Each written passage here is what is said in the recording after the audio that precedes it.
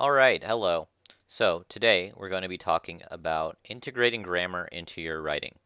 So how many times have you heard me or someone else who's read one of your papers and they say something like, "Oh, well, I like it, but I think you could use a little bit more variety in your sentences, or I think you could vary your text a little bit better." And so you hear that criticism for your writing and you think to yourself, "Okay, what is that? What does that mean? How do I vary my sentences? Do I just use I a lot less? Do I start my sentences with I less?" And yeah, that is a part of it. You shouldn't be starting every sentence with the word I, especially in a personal narrative. Um, but there's a lot more you can do to make your sentences be more dynamic, and that includes having more grammar in your text by integrating these grammar techniques into your text. So, how is a writer like an artist? They don't really draw a picture with a pen or on their paper, but they do put an image in your head by describing things like tone and texture and color and all of those things that an artist would do with a pen or a paintbrush or whatever. And they sort of instill an image into your head. You can close your eyes and sort of imagine what something looks like based on the description that they're giving you. It does require a little bit more work on your end in terms of being imaginative enough to actually picture what they're describing in your head, but they can instill an image into your head based on what they are describing using their words. And so there's 5 basic brushstrokes that they can use to help paint a better picture. Um, and so these brushstrokes are the participle, the absolute, the appositive, adjectives out of order, and action verbs. And all of these can help you to make your writing feel more dynamic. And you're going to try to use these in your personal narrative. Use at least one example um, or one instance of this in your writing. Um, so, starting off, there's the participle. And what a participle is, it's a verb ending in ing or ed that is acting like an adjective in a sentence. So it's a verb ending in ing or ed that acts like an adjective in a sentence. So you can picture this, like, you can see this picture and imagine what that looks like in real life. You can be like, oh my God, that looks absolutely disgusting, truly terrible. Um, but how does one capture this using a sentence? So which sentence captures the picture better? The sewer rats devoured their food. Okay, so it's a good sentence. Devoured is a good verb to use in this case, but it's not really dynamic. There's not really a whole lot happening except okay, I can imagine them devouring their food, but like that's about it. I can't really picture anything else. I can just sort of imagine what that looks like. So wailing, shoving, and gnawing, the sewer rats devoured their food. That one sounds a little bit more like something's actually happening. They're wailing. They're using their little high pitched voices to like screech at you. They're shoving each other, trying to get at the food or shoveling it into their mouths, and they're gnawing at it, like ripping it apart. It just sounds more disgusting. So wailing, shoving, and gnawing, the sewer rats devoured their food. Like you can actually picture them doing these actions, and it just makes the writing sound more dynamic and more like something is actually happening. It sounds more like more action is happening in the sentence. So participles bring action to your writing. That's crazy. Wailing their high-pitched voices and shoving their skeletal cold bodies, the sewer rats devoured the school lunch thrown in the dumpster. So you can see how these uh, verbs acting like adjectives sort of bring that action to the writing, and it makes it sound more more for lack of a better word. um, Howling with pain, the troll twisted and flailed its club, with Harry clinging on for dear life. Any second the troll was going to rip him off or catch him a terrible blow with the club. That's from Harry Potter and the Sorcerer's Stone by J.K. Rowling. But you can hear, or you can see how she uses a participle at the beginning of the sentence. And you can use a participle wherever, but usually it's a lot easier to just start off a sentence with the participle, the action that the person is doing. So, your turn. Your job here is to use a participle to capture this picture. So what you're going to do is you're going to write a sentence on the said puzzle, and you're going to use a participle to describe what is happening in this image. You got two girls sitting on pumpkins. Okay, cool. But how do you describe that using a participle? So I'm going to give you some time. Okay, so next we have our absolute, and we have a picture of a squirrel here. So what is an absolute? An absolute is a two-word combination. It's a noun and an ing or ed verb added onto a sentence. For example, the squirrel scrambled up the tree has no absolute. There's nothing there. Like, you can imagine a squirrel scrambling up a tree, but there's no absolute there. Here is what it would look like with an absolute. Claws digging, legs kicking, the squirrel scrambled up the tree. And again, we have more action because of these absolutes. We have our noun, claws, and then digging, our verb, added onto it to make the writing more dynamic. You can imagine claws digging into the tree, legs kicking up the tree as the squirrel goes up it. So, mind racing, anxiety overtaking. The diver peered once more at the specimen. Again, we have mind, our noun, and then racing, a verb with ing following it. Anxiety overtaking. You can use that at the beginning of the sentence, the absolute, and it might be easier, but you can also do it in the middle of the sentence, such as here. As Dorothy gazed upon this in a wonder and fear, the eyes turned slowly and looked at her sharply and steadily. Then the mouth moved, and Dorothy heard a voice say, "I am Oz, the great and terrible. Who are you?" But in this sentence, you can see the ed ending version. So eyes turned, eyes looked, mouth moved. Again, it's something that you might do just without even thinking about it, but it does make your writing more dynamic. Again, sometimes it's easier to just, if you want to make sure that you have an absolute in your writing, to just do it at the beginning, but sometimes you just do this unconsciously. But again, here we have eyes, our noun, turned, and then mouth, our noun, moved. So again, you do this subconsciously sometimes when you're writing. You might not even notice that you're doing it, but you are doing it. You are using an absolute. So now your job is to, again, write a sentence. Capture this picture by using an absolute in your description. So write a sentence using an absolute. So we have a skier. What is a skier doing? Okay, so next there is something that you're going to be familiar with. Painting with appositives. And if you look at our DGP from this week, we actually have an appositive. In his poem, Thanatopsis, William Cullen Bryant, yada, yada, yada, right? So sometimes you can have your appositive with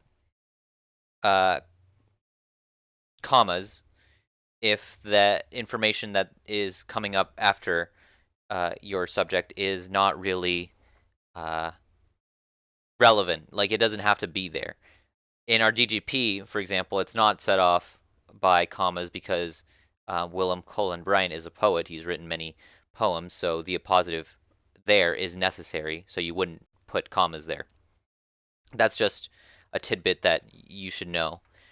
So if it's necessary for it to be there, you would not set it off using commas. But an appositive is a noun that adds a second image to a preceding noun. So it expands details in the reader's imagination. It enhances the first image. So, for example, first sentence, the criminal lurks in the streets. Okay. You can imagine that, the criminal lurking the streets, but the criminal, a scandalous thief, lurks in the streets. So we have here our subject, the criminal. It's a noun, and it's set off by another noun, comma, a scandalous thief, comma. So here we have our positive, the scandalous thief. It's sort of describing more for what the criminal is, right? the criminal, a scandalous thief, lurks in the streets. Or this sentence, the criminal, a scandalous thief, in search of worldly possessions, lurks in the streets. So you can have a lot more description inside of your positive, but you just have to make sure that it is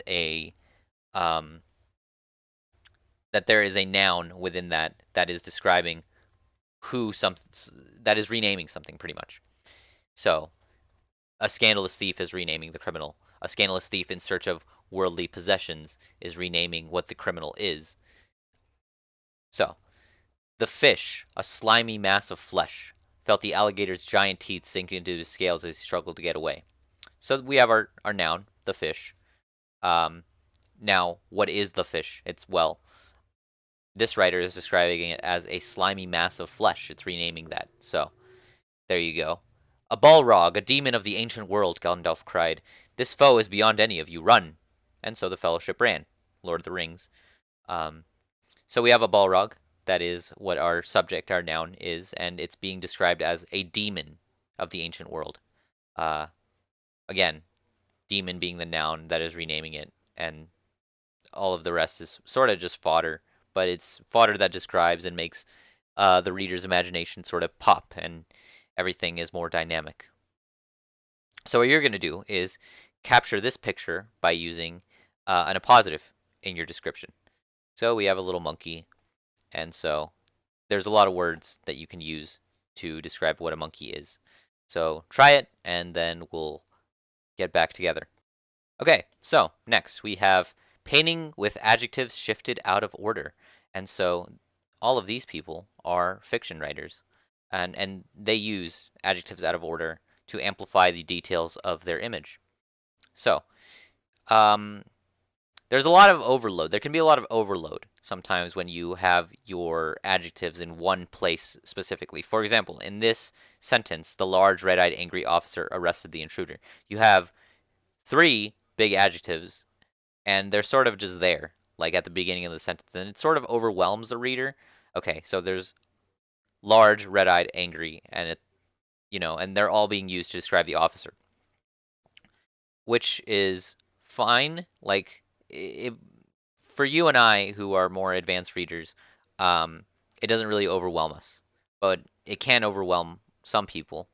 Large, red-eyed, angry officer arrested the intruder. So how do you improve that? Well, you can shift the adjectives and sort of have the large officer, red-eyed and angry, arrested the intruder, and that sort of makes it sound a little bit better than the large, red-eyed, angry officer arrested the intruder, because it's very wordy.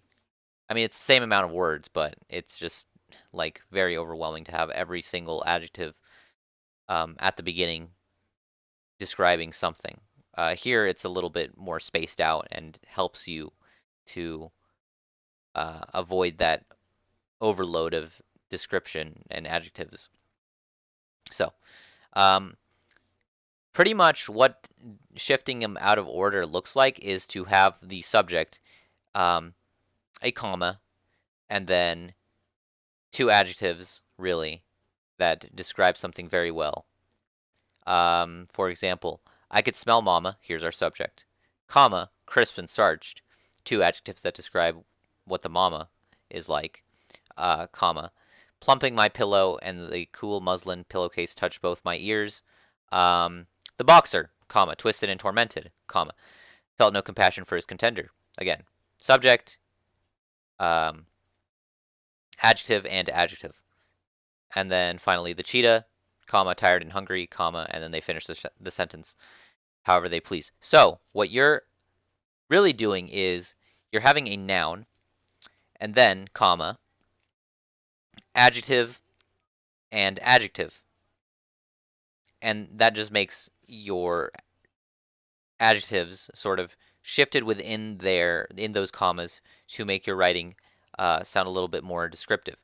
So, again, exercise time. Capture this picture by using shifted adjectives in your description. Remember, the noun in the picture followed by a comma, adjective and adjective, comma, and then that's your objective here. All right, next, let's paint with action verbs. So we have to eliminate passive voice because they communicate no action. So what does passive voice really look like? Um, so passive voice really has a lot of being verbs, and we want to try to take those out. So here's an example of a sentence that sounds very passive. Okay. Um, the horse was ridden into town by the mustached man. Okay. So you can sort of picture what that looks like, a horse being ridden into town, but it's sort of just a still image. It's like a Polaroid or a photograph being taken. Okay, there's a horse and there's a man with a mustache and he's riding it into town. Um, there's no action being conveyed in that sentence. There's nothing, nobody is really doing anything. The horse is just being, right? The man isn't really doing anything. Um, so here's what it would sound like as an action verb or as action. The mustached man rode into town on the horse. Sounds a lot better because you can actually, it's more moving. It's more like you can see the horse riding into town instead of it just being a still image. Action verbs replace still photos with motion pictures. That's the big point of this. It brings in an inanimate object to life with action verbs. So, the dirt path was around the prison. That is a very passive sentence. What can we change from was to make that sound a little bit more dynamic? So, something like the dirt path twisted around the prison. So, see, the dirt path is actually doing something instead of just being something. The dirt path twisted, the dirt path turned, the dirt path wrapped around the prison. All of those would actually convey the dirt path actually doing something instead of just sort of existing as this path around the prison. So here is an example of a first draft that uses a lot of passive voice. Rockwell was a beautiful lake. Canadian geese could be heard across the water, bugled like tuneless trumpets. Near the shore, two children were hidden behind a massive maple tree. Watching quietly, they hoped to see the first gosling begin to hatch. Tiny giggles escaped their whispers of excitement. So, here, this first draft, there's not a whole lot going on. Like, yeah, sure, it's very descriptive and everything, but nobody is really doing anything. Okay, Canadian geese could be heard across the water, bugled like tuneless trumpets. Okay, but who's doing the hearing? Like, I'm not hearing it, right? Who is hearing it? Near the shore, the two children were hidden behind a massive maple tree. Okay, so they were just hidden? Like, how are they hidden? Um, here in the final draft. It sounds a little bit better. Rockwell Lake echoed with the sounds of geese, Canadian geese. Their honking bugled across the water like tuneless trumpets. The two children hid behind a massive maple tree. They silently watched, hoping to see the first gosling hatch. Tiny giggles escaped their whispers of excitement. So all of this whole is more, it's more evocative. There's more action being uh, done in this final draft. And there's actually people doing things, which makes the writing just sound a whole lot better than just everything being everything just existing and everything just sort of again just existing. So you can combine all of these sort of brushstrokes. Oh right, said Hermione, and she whipped out her wand, waved it, muttered something, and sent a jet of the same bluebell flames she had used on Snape at the plant. In a matter of seconds, the two boys felt it loosening its grip as it cringed away from the light and warmth, wriggling and flailing. It unraveled itself from their bodies, and they were able to pull free. That's supposed to say lucky. Lucky you pay attention in herbology, Hermione, said Harry as he joined her by the wall, wiping sweat off his face. So there we have a lot of combinations. Like here, wriggling and flailing, we have a participle, you know, cringed away, uh, loosening its grip. All of these are sort of a combination of everything. Okay, so what you're going to do is capture this picture by combining at least two of the brush strokes you learned. You can use more. You can use all of them if you want. Just make sure that you use at least two. You can use participles, absolutes, appositives, adjectives. Make sure that it's written in active instead of passive voice. Okay? So, write a sentence using two brushstrokes to capture this image of a dog licking some small little cats and tigers and such. Okay.